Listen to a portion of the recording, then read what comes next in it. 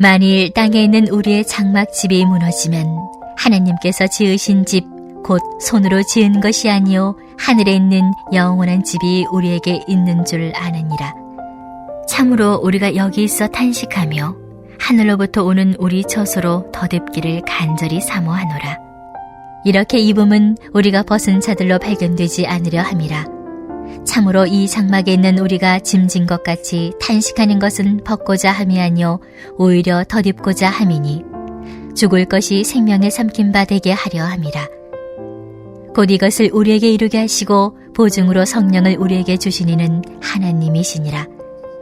그러므로 우리가 항상 담대하여 몸으로 있을 때에는 주와 따로 있는 줄을 아노니 이는 우리가 믿음으로 행하고 보는 것으로 행하지 아니함이로라. 우리가 담대하여 원하는 바는 차라리 몸을 떠나 주와 함께 있는 그것이라. 그런즉 우리는 몸으로 있든지 떠나든지 주를 기쁘시게 하는 자가 되기를 힘쓰노라. 이는 우리가 다 반드시 그리스도의 심판대 앞에 나타나게 되어 각각 선악간에 그 몸으로 행한 것을 따라 받으려 함이라. 아멘.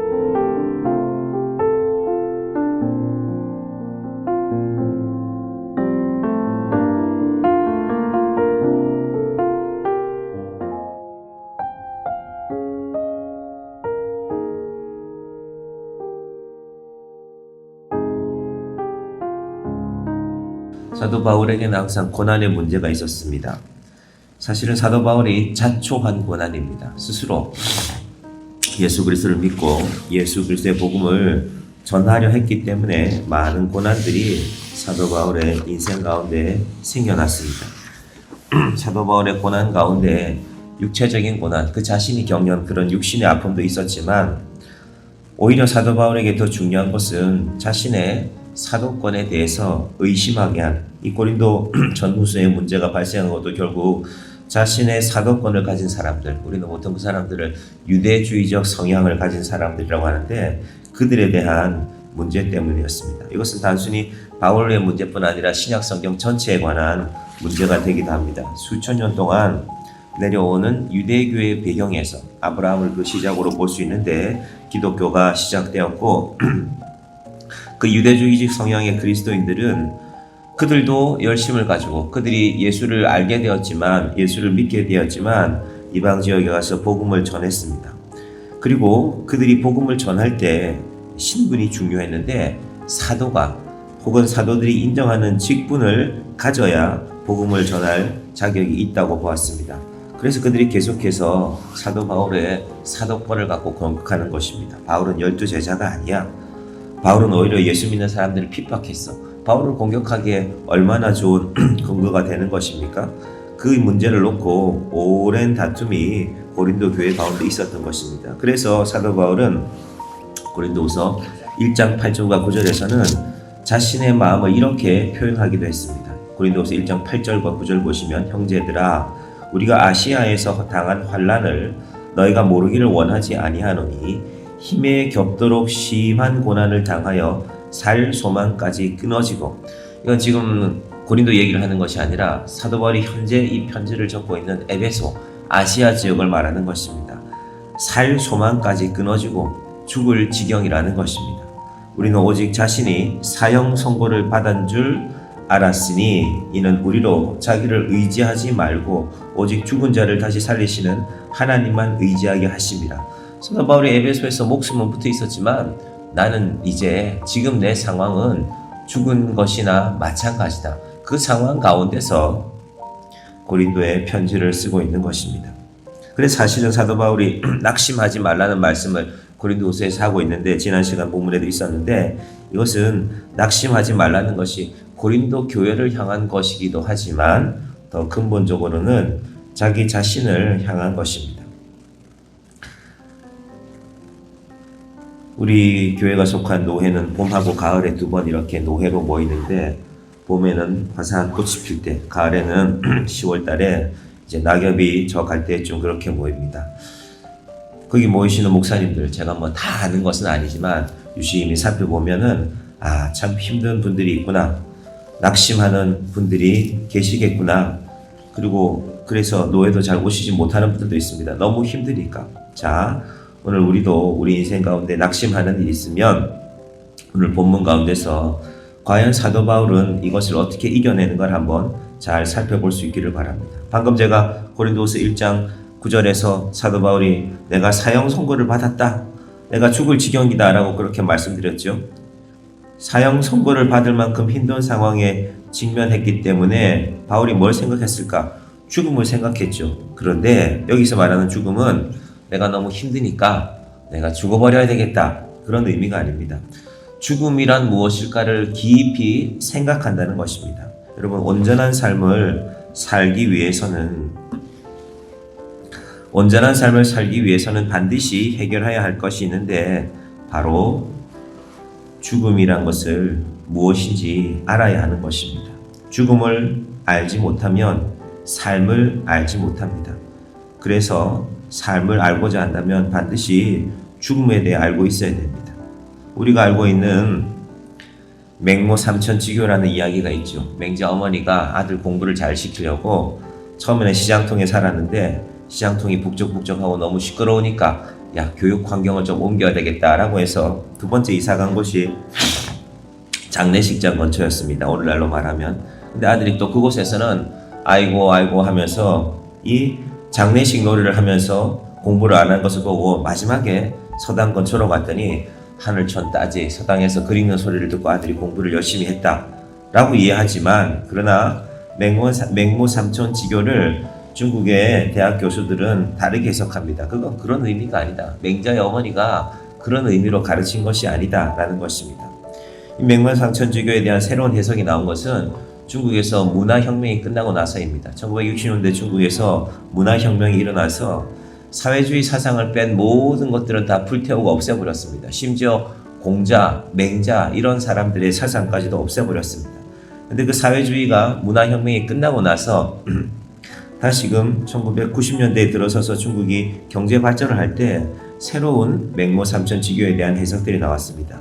그런 것이 아니라 맹자 어머니가 처음에 시장 근처에 산 것은 시장에서 살아가는 상인들을 바라보면서 산다는 것이 얼마나 치열한지 현실을 알아야 된다는 것을 보여준 것이고, 두 번째는 공동묘지 근처로 가서 모든 인간의 끝에 죽음이 있음을 깨닫고 나서 마지막에 공부하라는 것입니다. 무엇을? 삶과 죽음의 문제를. 사는 것은 무엇이고 죽는다는 것은 무엇인가? 이 모든 철학의 근본이 되는 이야기죠. 그것이 바로 맹모 삼천지교의 참뜻이라는 것입니다. 여러분, 삶을 살기 위해서는 죽음을 알아야 합니다. 바울은 오늘 본문에서 죽음에 대해서 깊이 있는 통찰을 제시해 줍니다.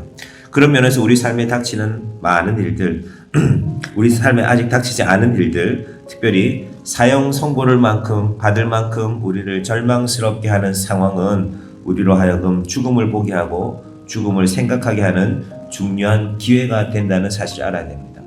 우리는 죽음의 해결책을 잘못 생각하면 병원으로 생각하기 쉽습니다.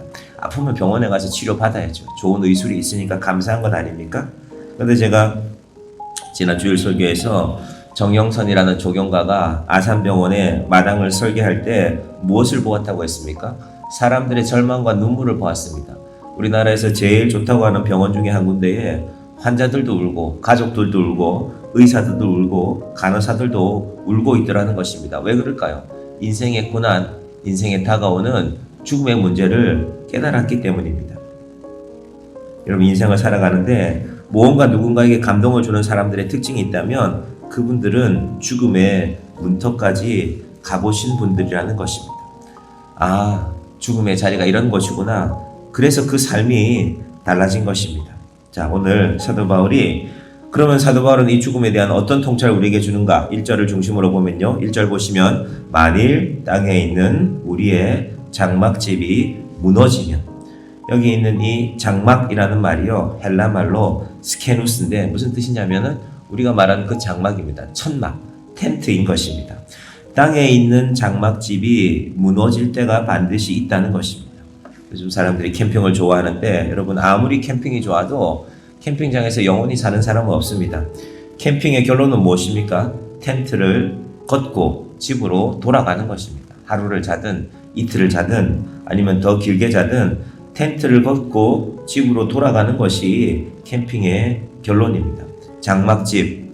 이때 바울이 말하는 장막집은요, 우리의 육신을 말하는 것입니다. 우리가 지금 육신이라는 텐트 속에 살고 있거든요.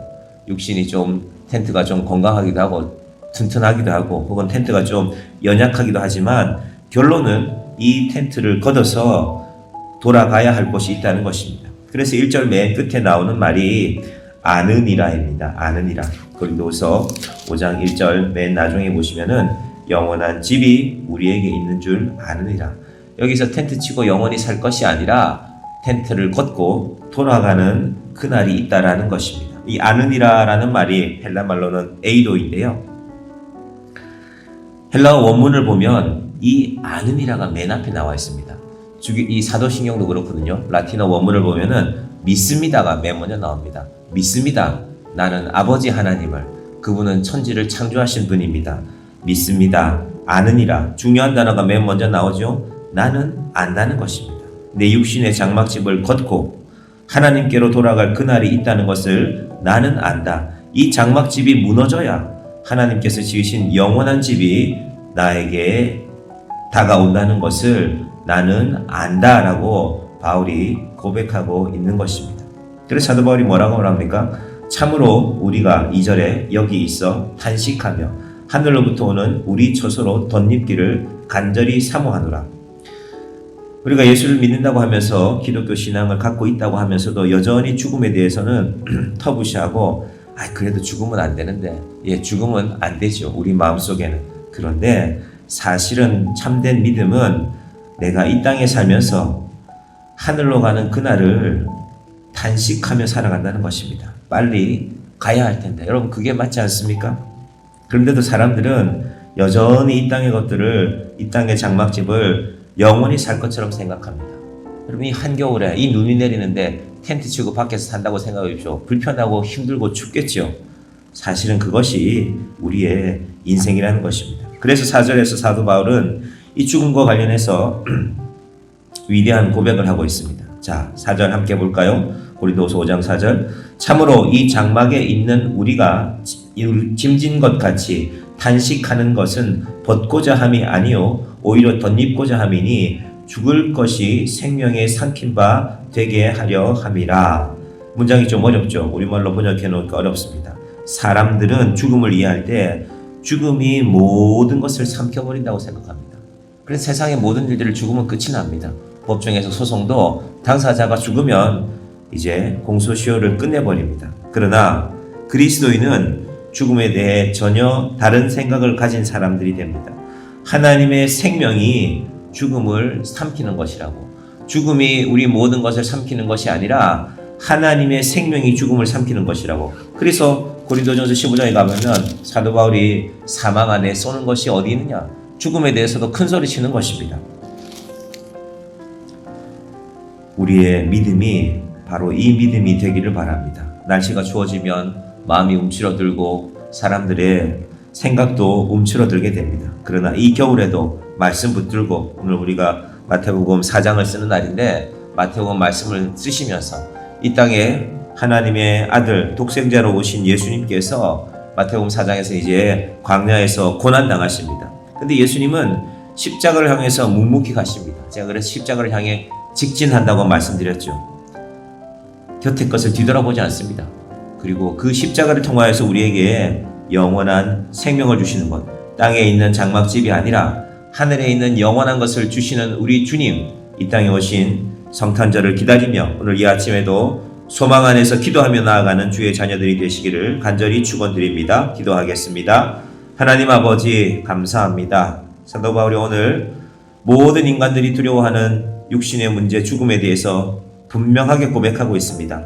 만일 땅에 있는 우리 장막집이 무너지면 하나님께서 지으신 집 곧 손으로 지은 것이 아니요 하늘에 있는 영원한 집이 우리에게 있는 줄 아느니라.